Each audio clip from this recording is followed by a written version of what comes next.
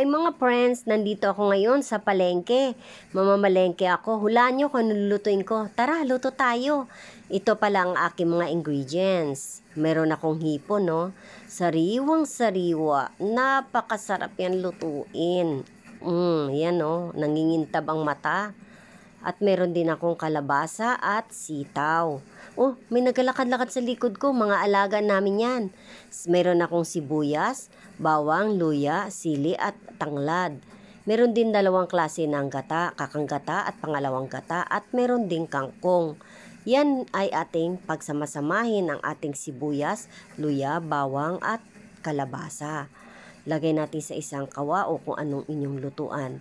Lagyan natin ang pangalawang gata para maging malinamnam ang ating kalabasa at ang ating gata ay ilagay natin pampalambot sa ating kalabasa ay ang pangalawang gata. Yan mga friends, ating halo-haluin para pantay-pantay at sabay-sabay maluluto ang ating kalabasa. Takpan natin saglit para kumulo, mabilis ang pag-init ng ating kalabasa. Ay, nakalimutan ko pala ilagay ang aking tanglad, kaya hinabol ko yan, ilagay. Kasi kailangan nating pabanguhin at maglabas ang aroma ng ating tanglad para maging malinamnam ang ating kalabasa at ating ginataang hipon. Yan, ating antayin kumulo saglit ang ating niluluto, kaya ating tinakpan. Kunting tiyaga para mayroon tayong masarap na ginataang hipon. Yan, ating muling buksan at ating ilagay na ang ating sitaw para sumabay siya sa paglambot ng ating kalabasa. Yan mga friends, medyo matigas pa ang ating kalabasa, kaya yan ay kailangan natin pang palambutin. Lagyan natin na ng asin para kumapit na yung asin, yung lasa sa ating kalabasa at sitaw. Ilagay na rin ang ating sili para dagdag din yan ng aroma. At ilagay natin na ang ating kakang gata para maging masarap na ang ating ginataang hipon.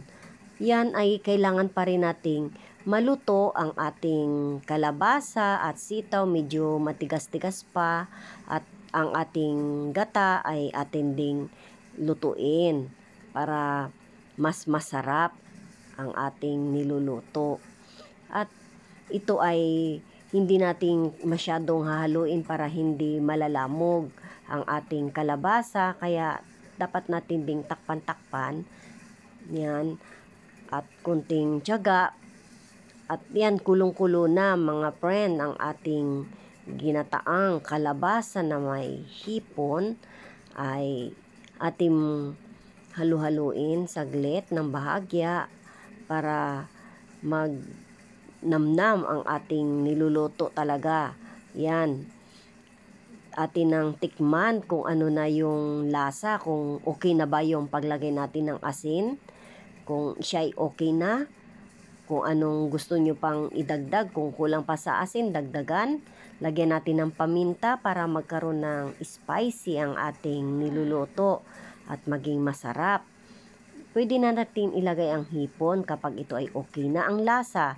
Yan, kulong-kulo na may friend ang ating nilulutong ginataang kalabasa at hipon. Yan, sarap talaga, namnam na namnam. Huwag natin masyadong hahaluin para hindi malamog ang ating hipon. Yan, sakto na ang lasa, kaya dapat natin nang ilagay ang ating kangkong. Kung wala kayong kangkong, pwedeng kahit malunggay kung ano sa paligid ninyo na mga dahon na pwedeng ilagay, pwede yun. Yan, masarap na ang ating ginataan. Huwag natin haluin masyado para hindi malamog ang ating hipon. Takpan lang natin para maluluto na rin sa steam ang ating kangkong. At ito ay sakto na mga friend. Ang lasa, okay na siya. Naglabas na yung aroma ng lasa ng hipon sa ating sabaw, kaya medyo nagkukulay orange na yung ating sabaw dahil sa hipon yan, kaya masarap na yan.